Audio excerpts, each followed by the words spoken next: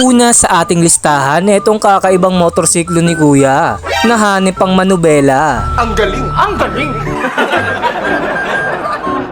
Next natin etong si Mingming na may daga naman na dumede sa kanya.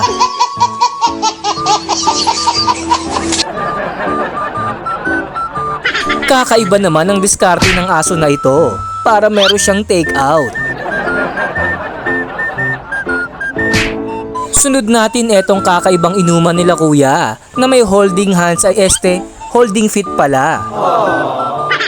Next natin ang pato na ito na kakaiba naman maglakad. Eto namang si ate tamang prito lang muna ng kanin. Mukhang first time niya lang yata magluto. Next natin etong tindahan ng cellphone na napagtripan sila ng customer dahil pinrofile niya ang kanyang muka sa lahat ng cellphone na nakadisplay dito.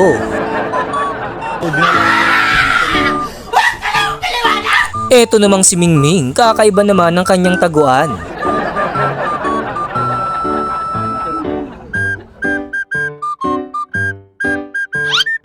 Tamang practice naman etong si Kuya at mukhang matindi ang kanyang rap battle. Huwag mong subukan. Masisira ang buhay mo. Sunod natin ang pusa na ito na may lahing mekaniko. Tamang moonwalk naman etong si Mingming habang wala pa ang kanyang amo. Ang galing! Ang galing!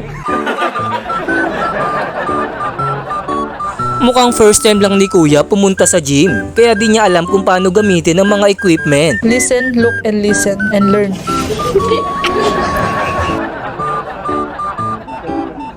Kakaiba naman etong motorsiklo ni Kuya at ginawa niya namang bisikleta.